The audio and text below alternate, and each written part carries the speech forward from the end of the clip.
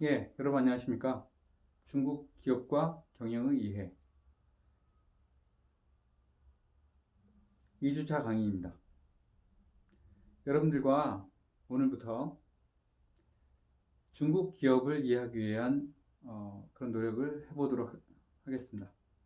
중국 기업을 이해하기 위해서는 중국 기업들 중에서 가장 대표적인 기업이 어떤 기업인지를 이해를 해야 됩니다. 중국 기업들 중에서 저번 시간에 말씀드린 것처럼 중국 국유기업이 있고 중국 민영기업이 있고 중국에 있는 외국계 기업, 즉 외자기업이 있습니다. 이들 중에서 가장 대표적인 그리고 중국적인 특색을 가지고 있으면서 중국적으로 운영되고 또 가장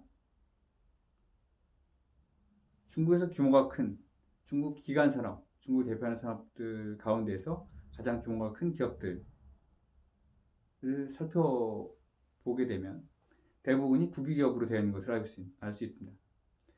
국유기업들을 살펴보는 것이 중국 기업들이 어떤 형태로 변천이 되어 왔는지, 또 중국 기업들이 어떤 형태로 운영이 되는지, 또 중국 기업들의 조직은 어떤지 하는 부분들을 이해하는 데 있어서 굉장히 도움이 됩니다. 그래서 여러분들과 같이 중국 기업과 경영의 이해 2주차 강의로서 중국 기업의 이해, 그중 중국 국유기업의 이해를 여러분들과 같이 해볼 수 있도록 해보겠습니다. 중국 기업과 경영의 이해 제2강입니다.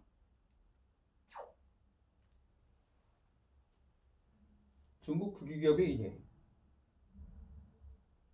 첫 번째 부분이고, 두 번째 부분은 중국 국유기업의 변화입니다.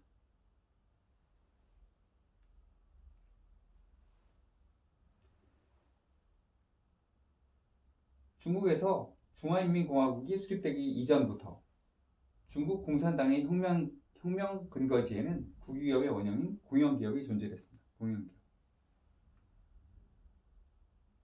이런 공영기업, 공营企业공영기업이 존재를 했는데, 공영기업에는 3인단, 창무회, 그리고 공장관리위원회 등과 같은 제도적인 정치를 가지고 있었습니다.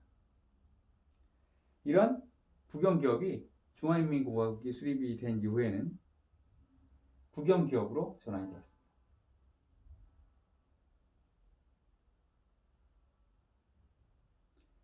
1950년부터 중국 국영기업은 일반적으로 공장관리위원회 및 직공대표대회 제도를 취하했습니다. 공장관리위원회는 CEO, 즉 장장, 부CEO, 부장장, 그리고 공정사, 총공정사, 그리고 기타 생산 책임자와 같은 숫자의 그리고 같은 숫자의 직공대표로 구성이 되었습니다. 기업 경영과 관련된 직공대표 대회의 결의는 여기 보신 것처럼 공장관리위원회와 직공대표대회, 네. 이거를 공장관리위원회, 장외회의라고 했고, 직공대표대회를 직공代表大会라고 했습니다. 이 두 가지 형태가 있었는데, 이 형태 중에서 관리자, 경영자들이 참여하는 공장관리위원회와 직공대표대회가 있었습니다. 또 직공대표대회의 결의는 공장관리위원회의 승인을 받고 사장의 명령으로 발표되어 효력을 갖게 되었습니다. 구소련 방식의 도입. 여기서 보시면 1950년대부터 53년까지 50년대 초에 있는 내용들이 나오는데, 중국 동북지역 및 화북지역의 국영기업 중에 일부는 구소련의 경영 방식을 도입했습니다. 일장제, 이장치를 실시를 했습니다. 왜 중국은 구소련 방식을 도입을 했을까요? 중국이 비단 중국 국영기업, 지금의 중국 국유기업을 경영하기 위해서 구소련 방식을 도입을 한 것만은 아닙니다. 왜 구소련 방식을 도입을 했을까요?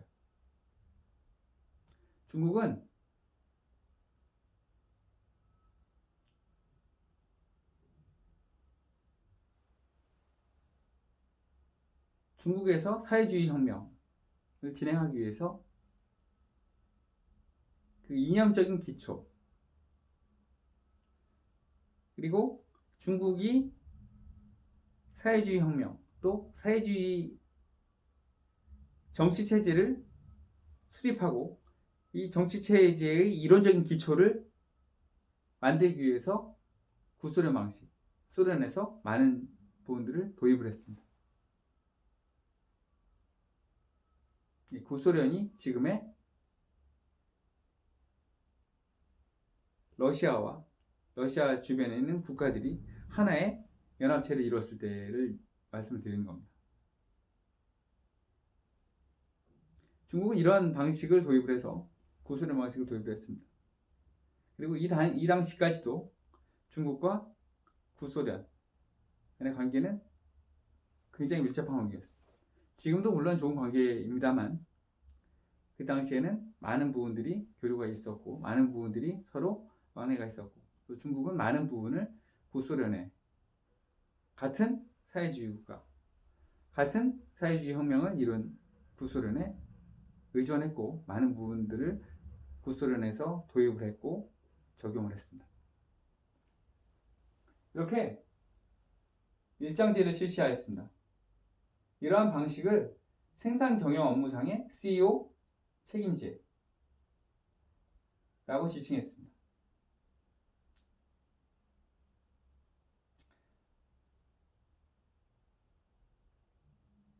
1954년 중국 중화화북국 중국中央화北局는 국영광산기업의 CEO 책임제 실시에 대한 결정을 승인하고 발표하면서 중국 국영기업에서는 CEO 책임제를 실시하도록 했습니다.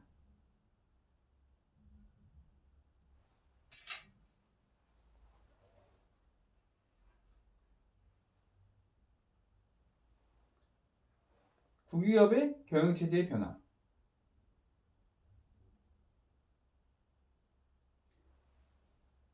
중국에서는 1950년대 말부터 1960년대 초까지 공산당 위원회 지도하의 CEO 책임제에 대한 논의가 이루어졌습니다. 다시 한번 읽어볼까요? 공산당 위원회 지도하의 CEO 책임제라고 했습니다. 공산당 위원회가 있습니다. 그리고 CEO 책임제가 있습니다. 공산당 위원회는 무엇입니까? 중국의 많은 기업들, 거기에는 중국의 국유기업과 중국의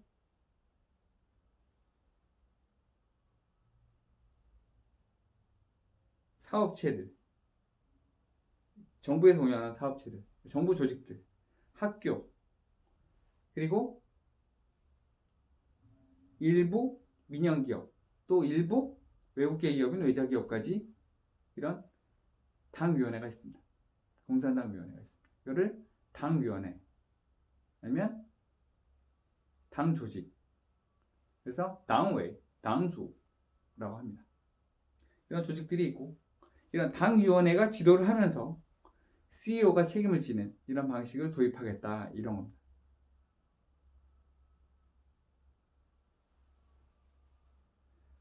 이러한 CEO 책임제에 따르면 당의 집단적인 지도와 경영자의 책임을 결합하고 국유기업의 당위원회가 국유기업을 리드하는 핵심적인 위치가 되고 CEO 책임제 이후에 직공대표 대회를 통해서 민주적인 경영과 직원이 참여하는 경영을 이룰 수 있도록 하였다. 가장 중요한 것은 공산당의 집단적인 지도체제와 경영자의 책임이 결합되었다. 지금도 중국 국유기업에서는 두 가지 라인이 있습니다. 하나는 당위원회의 라인이 있고, 또 하나는 중국 국유기업 경영자의 라인이 있습니다. 이들은 서로 잘 알고 있고 서로 소통합니다. 그러나 두 가지가 있습니다. 당위원회 서기, 그리고 공산당 이분들도, 경영자들도 물론 공산당 조직에 참여를 하고 있습니다.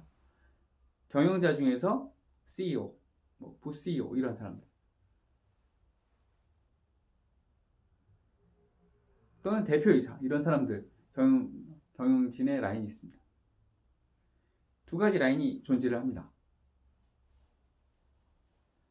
1966년에서 76년까지 중국에서는 문화대혁명이 발생을 했습니다. 국영기업의 경영제도와 기업 지배구조에 파괴적인 영향을 주게 되었습니다. 문화대혁명이 발생을 했습니다. 문화대혁명. 네. 중국에서 원거라고 하는 문화대혁명이 발생을 하게 됐습니다. 발생을 하게 되었고,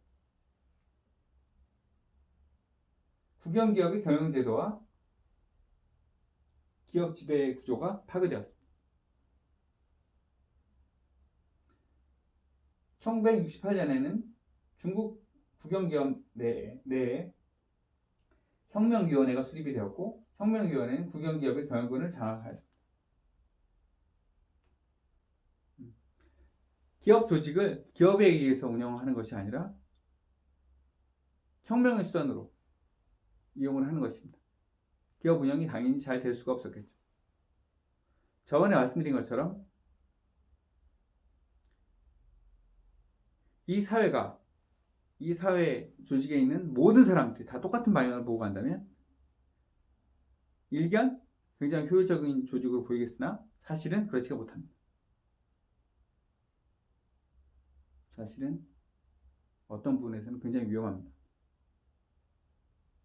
모두 잘못된 방향으로 할 수 있기 때문이죠. 이때도 그런 문제가 발생을 했습니다. 모든 사람들이 혁명에 참여하게 되면서 기업 내에도 혁명위원회가 수립이 되었고, 혁명위원회는 국영기업의 경영권을 장악하게 되었습니다. 1976년 중국에서 문화대혁명이 끝나고 중국 경제와 기업 역시 새로운 변화, 원래의 모습대로 돌아갈 수 있게 되었습니다.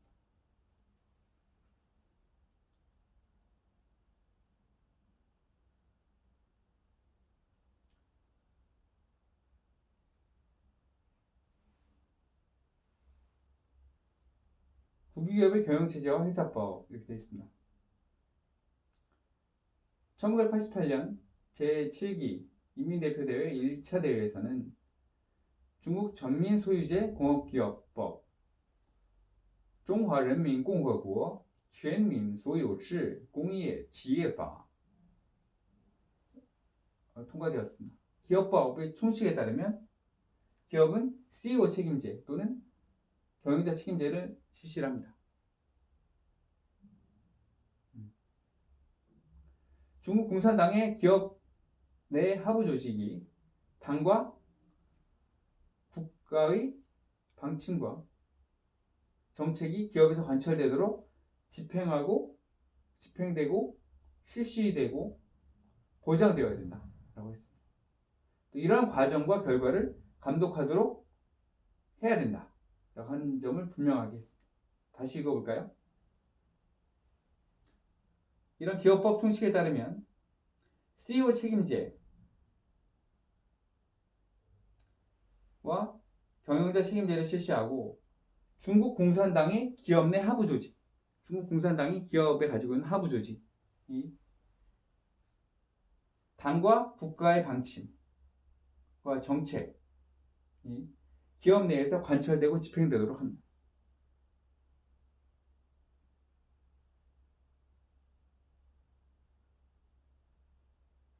또 이렇게 실시하고 이런 당과 국가의 방침이 기업 내에서 관철되고 집행되고 실시되고 또 보장되어야 되면 이런 과정과 결과를 감독하도록 해야 됩니다.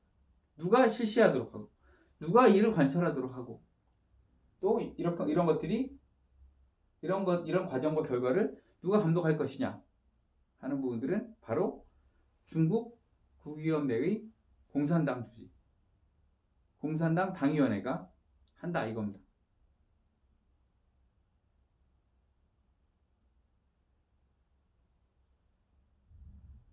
1992년 제14차 중국 공산당 전국대표대회에서는 중국 공산당 장정, 중국어 공산당章程 32조를 수정하였습니다. 이러한 수정안에서는 역시 국유기업 내 중국 공산당 조직의 역할이 밝혀졌습니다.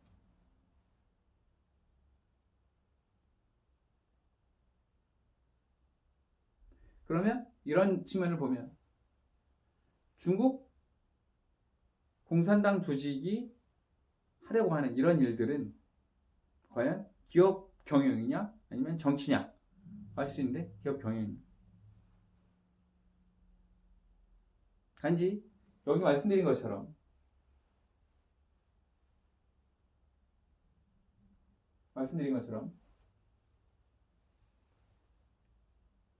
국유기업 내 중국 공산당 조직의 역할, 그리고 기업 내 하부 조직에서 당과 국가의 결정이 관철되고 실시되어야 된다. 또 이런 과정을 결과를 감독해야 된다 하는 것들이 있습니다. 그러나 이것들 당위원회에서 하고요. 당위원회에서 경영자가 또 이런 과정들이 잘 이루어지고 있는지를 감독하고 견제하지만 반대하지는 않습니다. 당위원회 역시 기업 조직이 운영이 잘 되고 좋은 방향으로 갈 수 있도록 다른 측면에서 역할을 한다고 볼 수 있습니다. 어떻게 보면 이런 두 가지 부분이 만나는 것이 중국 기업의 기업 문화, 국기업의 기업 문화인데요. 만나는 측면에서는 이게 정치적인 부분이냐 아니면 경영의 측면이냐라고 볼 수 있습니다. 그러나 역시 두 가지 측면이 만나지만 경영의 측면에서 이해를 하는 것이 맞다고 생각합니다. 1993년 제8기 인민대표대회 상무위원회 5차 회의에서는 중화인민공화국 회사법, 공스파를 통과시켰습니다. 회사법 6조는 기업의 지배구조와 관해서 주주총회, 이사회, 경영자 등의 직무와 책임을 구체적으로 제시하고 상호 간에는 조율과 견제를 하는 제도적인 장치라고 밝혔습니다. 보시면 회사법 6조에서는 기업의 지배구조와 관해서 주주총회, 이사회, 경영자 등의 직무와 책임을 구체적으로 제시를 했습니다. 직무와 책임을 구체적으로 제시했습니다. 상호 간의 조율과 견제를 한다. 상호 간의 조율과 견제를 한다. 를 하는 제도적인 장치다라고 밝혔습니다.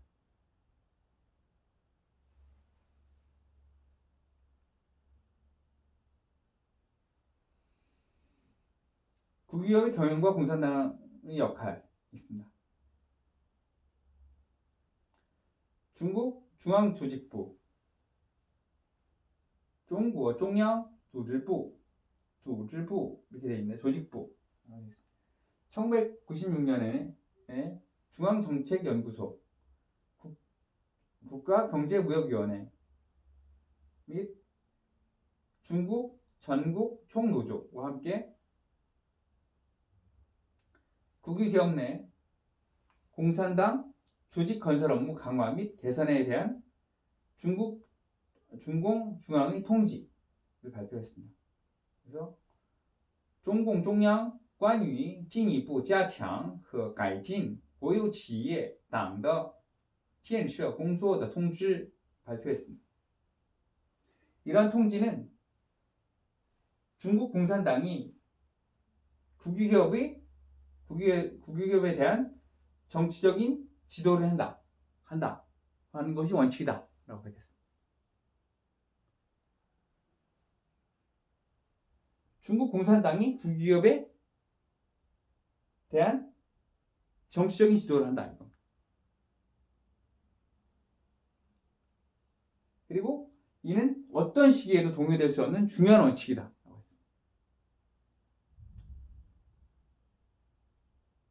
그러면 기업을 경영하기 위해서는 경영을 할 때 여러 가지 측면이 있습니다. 경영할 때 경영진, 매니지먼트도 있고, 그리고 기업의 지배구조, corporate governance, 기업 지배구조도 있습니다. 또 기업의 각종 조직과 각 부문들이 있습니다. 각 직능 부분들이 있습니다. 그런데 여기서 이런 기업 자체의 조직, 기업 자체의 운영과 논리로서 설명될 수 없는 부분이 중국 국유기업에 대한 측면으로서 공산당이 중국 국유기업에 대해서 정치적인 지도를 한다는 것입니다. 또 이러한 정치적인 지도를 한다. 정치적으로 이끌어간다. 하는 것이 어떤 시기에도 동요될 수 없는 중요한 원칙이다. 라고 하는 것입니다. 이러한 측면을 반드시 잘 이해를 하시기 바랍니다.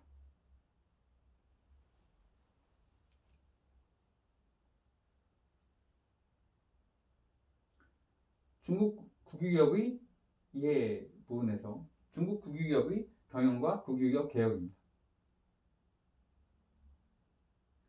이러한 제도와 규정에도 불구하고 주식회사제 개혁은 상당히 험난한 과정을 겪었습니다.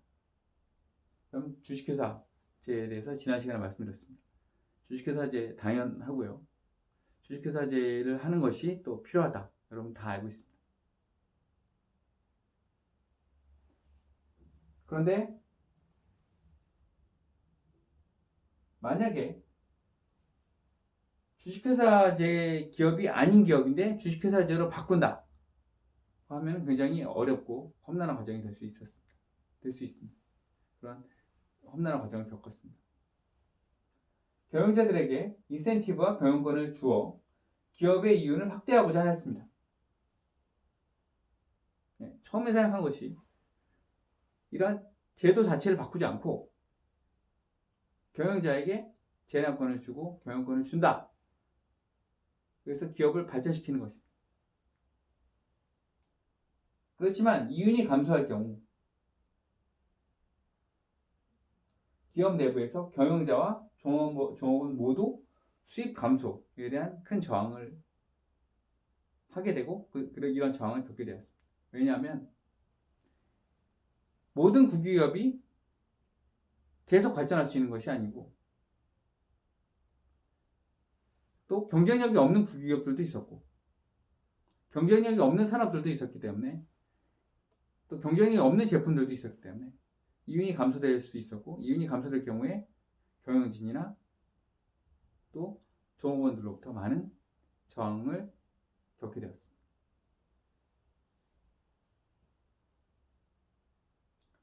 중국 정부는 고용 유지와 사회적인 안정을 중요하게 여겨야 하기 때문에 국유기업에 대한 구제 금융을 계속적으로 실시하여 근로자에 대한 임금을 지급하게 되고 국유기업이 계속적으로 사업을 할 수 있게 했습니다.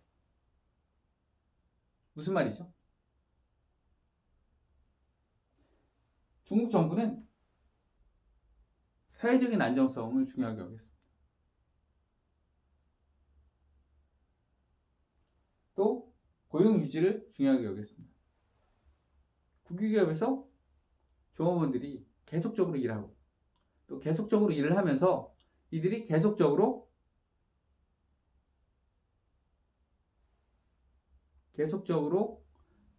일을 함으로써 사회적으로는 안정이 된 상태를 유지하게 되는 것이 굉장히 중요한 일이었습니다. 만약에 이 사람들이 고용이 안 되고 사회적으로 안정되지 않은 상태로 됐다 한다면 이 사람들이 다 사회로 나올 것이고 또 이 사람들이 고용이 유지되지 않기 때문에 많은 어려움을 겪게 될 것입니다.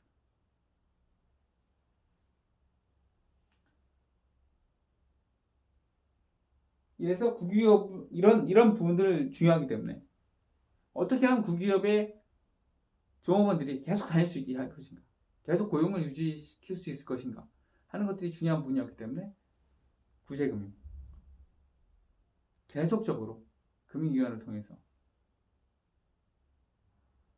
국유기업들을 도왔습니다. 근로자에 대한 임금을 지급하게 되고 국유기업이 계속적으로 사업을 할 수 있게 되었습니다. 그러나 계속적으로 사업을 할 수 있게 되었다고 하는 것이 국유기업이 계속 발전했다 이런 뜻은 아닙니다.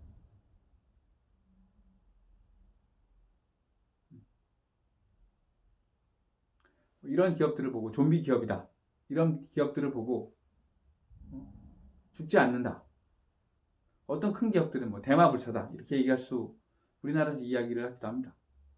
이런 기업들 계속 유지될 수 있도록 한 것입니다.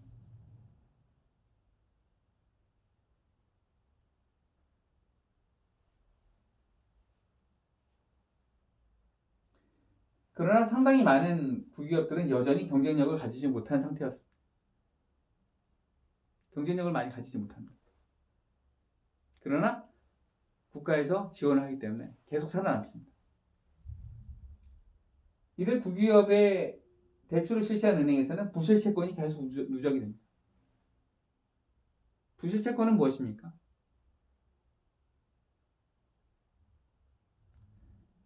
은행은 기업에 대출을 해줍니다. 대출을 해주고 회수를 해야 됩니다. 원금도 회수하고 이자도 회수합니다. 근데 이런 회수를 할 수 없게 되는 것입니다. 회수를 하기 어렵게 되는 것입니다. 부실채권이 쌓이게 됩니다. 중국 정부는 이러한 악순환에서 벗어나 국유기업의 경영을 합리적으로 변환시키기 위해서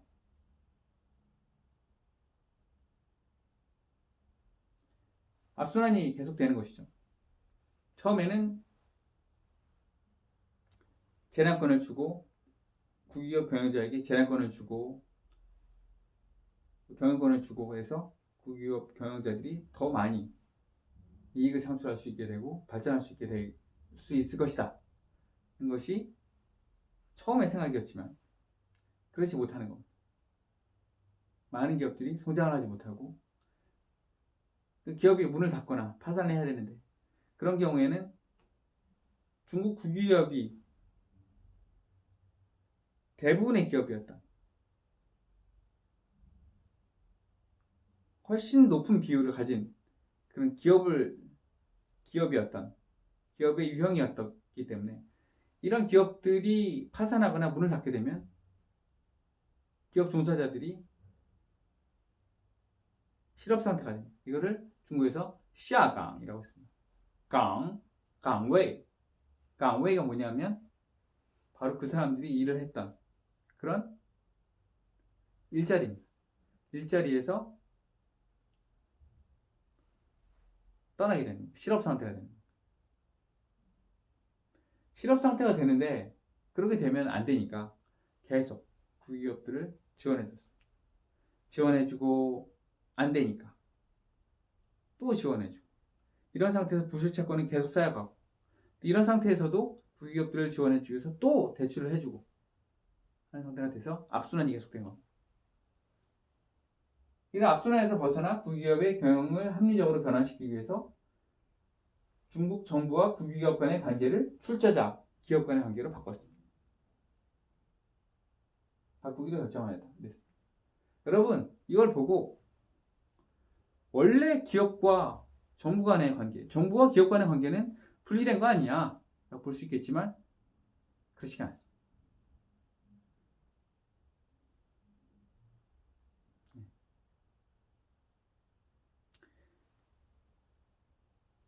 상당수 기업들은 원래 기업은 기업이고 경영자는 기업을 경영하는 사람들은 경영자이고 이 기업과 정부는 분리되어야 된다고 생각을 하고 또 그렇게 운영을 하고 있습니다.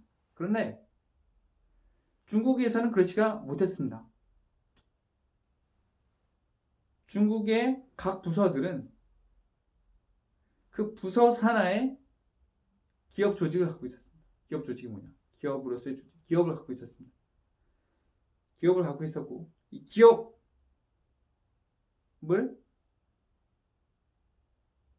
기업으로서 보는 것이 아니고 각 주무부서, 주관부서의 밑에 있는 주관부서에 소속된 그런 기업으로 본 겁니다. 그런 사업체로 본 겁니다. 그래서 처음부터 이 기업에는 얼마큼 투자가 되어 있는지, 이 기업의 주식은 얼마이고, 이 기업은 얼마큼 이익이 나와서 얼마큼 세금을 내야 되는지 하는 부분들이 정해지지 않았던 겁니다. 그래서 기업 경영자에게 경영권을 줬지만 문제는 해결되지 않았고, 또 기업이 가지고 있던 부분을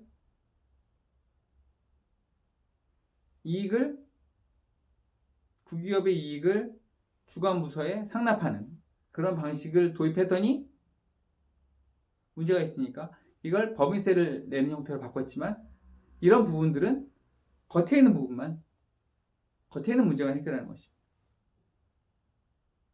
그럼 무엇을 해야 될 것인가 하는 부분, 이런 부분들이 바로 이것입니다. 중국 정부는 무슨 역할을 하는가? 정부는 무슨 역할을 합니까? 많은 역할을 합니다. 중국 정부가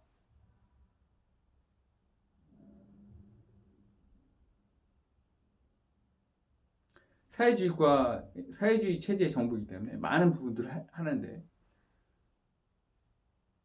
원래는 정부는 정부의 역할, 기업은 기업의 역할이 있지만 정부가 기업의 일부분이기 때문에, 중국 정부가 기업의 투자자이기 때문에 기업으로서의 역할도 합니다. 또 중국 정부가